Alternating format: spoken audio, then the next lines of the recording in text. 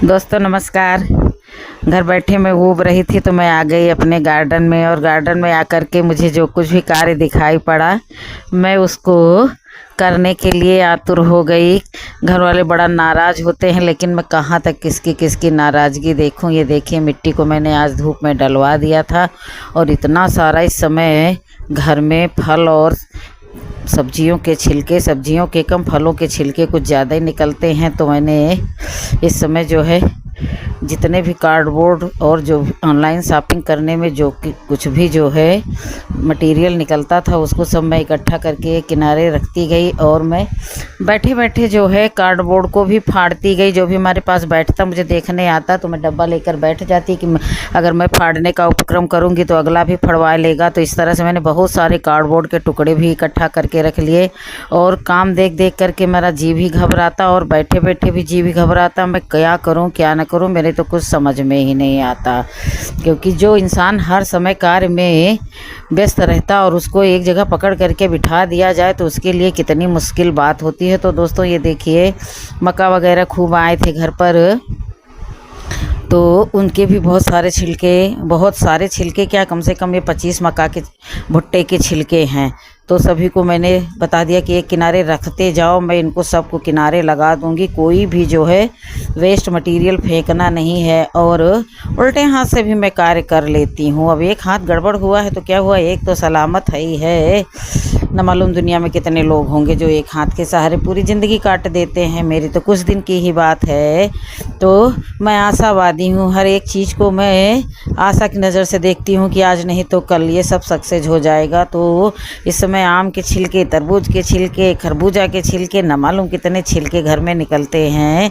तो मैं सबको जो है, अब जैसे मैं हूँ तो मैं थोड़ा थोड़ा इकट्ठा डालते जाऊँ, और मैंने देखा कि सब घर वाले एक ही ग्रो बैग में लगा दिए। तो ये देखिए, मैं इन सबको थोड़ा थोड़ा सभी में डालते जाऊंगी, और जितना भी और मटेरियल है सब एक कंपोस्टिंग वाला उसको सबको एक एक करके इधर उधर थोड़ा थोड़ा इसमें थोड़ा उसमें सब भरते जाऊंगी।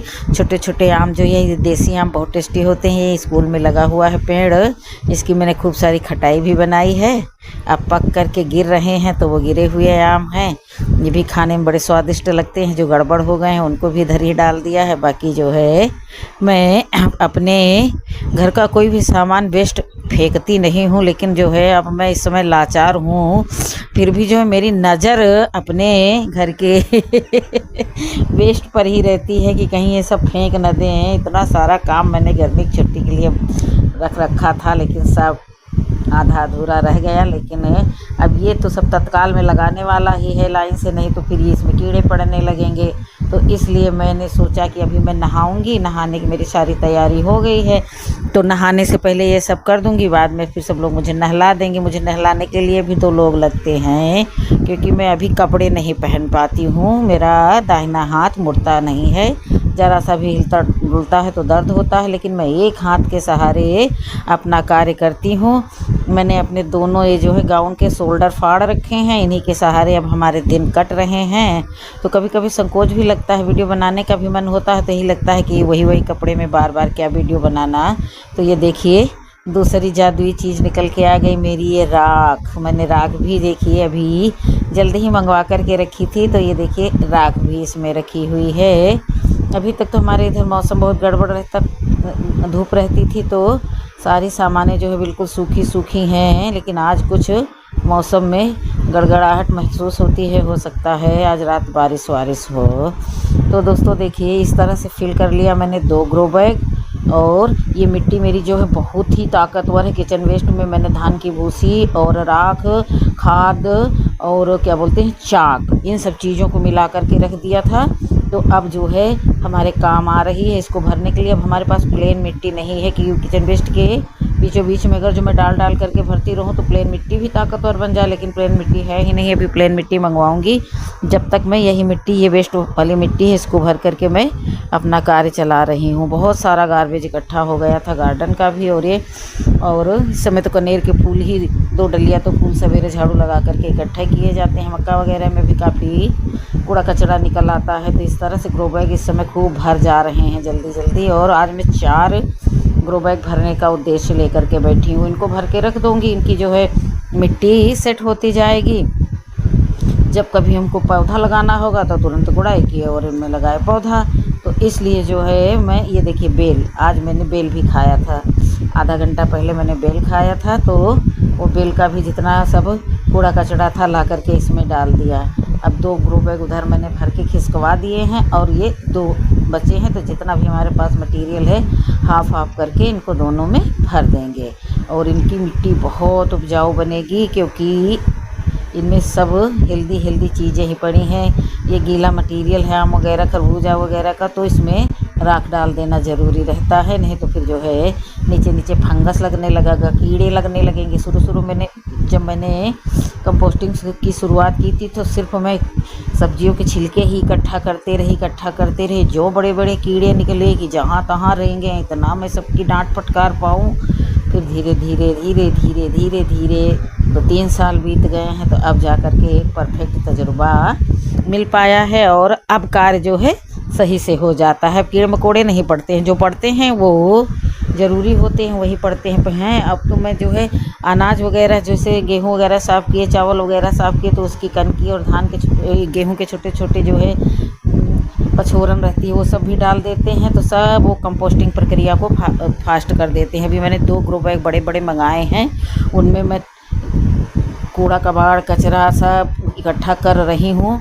इकट्ठा हो जाएगा मटेरियल तो फिर उसके बाद में मैं नॉर्मल मिट्टी मंगा करके तो फिर जो है उनको भरूँगी, तो उनमें बड़े पौधे लगाऊँगी। इसलिए जो है मैं उनका सब इंतज़ार कर रही हूँ कि मैं थोड़ा स्वस्थ हो जाऊँ। आम के सूखे पत्ते वगैरह भी इसमें पड़े हुए हैं, झाड़ बहार करके जो रखा होगा किसी ने, चाहे बेटे ने चाहे बेटी ने, तो ये सब जो है अंदर ही अंदर सब डिकम्पोज होते रहेंगे और ऊपर से जो भी कुछ भी लगाएंगे हम तो अच्छा रिस्पांस देगा। राख वगैरह भी देखिए गार्डनिंग में बहुत काम आती है। और ये देखिए नीम की पत्तियाँ, थोड़ा करके मैं बीच में नीम की पत्तियाँ भी डालते रहती हूँ। और नीम की पत्तियों को भी डाल देने से जो है फंगस नहीं लगता है और हमारा जो कार्य है बढ़ते ही रहता है, कीड़े मकोड़े भी नहीं आते हैं। तो आज मैंने दही का प्रयोग नहीं किया है, अभी नहीं किया है, उसको मैं लास्ट में करूँगी। गुड़ मैं नहीं लेकर के आई हूँ क्योंकि जो है गुड़ नहीं डाला है, क्योंकि आम में ही इतनी सारी मिठास है, तो इसलिए मैंने सोचा कि मैं गुड़ नहीं डालूँगी। और इसी तरह से देखिए बातें करते करते मैं लगभग 4 ग्रो बैग भर लिए। अब ये चारों हमारे पास रेडी हो गए। ये देखिए हमारे पास खट्टा दही रखा हुआ है, मलाई मथे थे तो कम से कम ये 28 मई का ये है और आज की है ये 14 जून। तो देखिए अभी इतनी भयंकर स्मेल आ रही है कि फिर भी मैं थोड़ा इसको इसमें डाले दे रही हूँ और उसके बाद में ये जब सूख जाएगा तो फिर और डालूँगी। इतना इसके लिए पर्याप्त है। अब थोड़ा सा बचा ले रही हूँ कि कहीं अगर मिर्ची के पेड़ में आवश्यकता होगी तो वहाँ छिड़केंगे। इस तरह की चीज़ें जो है अपने किचन से निकली हुई जो हमारे मतलब की नहीं रहती हैं उनको सब प्रयोग में लेते रहते हैं। जहाँ जहाँ मैंने दही डाला है वहाँ मैं राख का छिड़काव कर दूँगी ताकि मक्खियाँ ना भिनकने पाएँ, क्योंकि मुझे मक्खी से बड़ी एलर्जी रहती है। तो ऊपर से जब हम राख डाल देंगे तो इन पर मक्खियाँ नहीं बैठेंगी, नहीं तो मक्खियाँ बहुत जल्द आ जाती हैं। तो दोस्तों देखिए एक हाथ गड़बड़ है दूसरा सलामत है, उसके सहारे से मैं जो है अभी सारे कार्य निपटा लेती हूँ। देखिए मैं थोड़ा अब स्वस्थ हो रही हूँ, हाथ का जो घाव है वो सही हो गया है और दूसरा हाथ सलामत है। अपने हाथ जगन्नाथ, इनसे कुछ भी कर सकते हैं, हौसला होना चाहिए।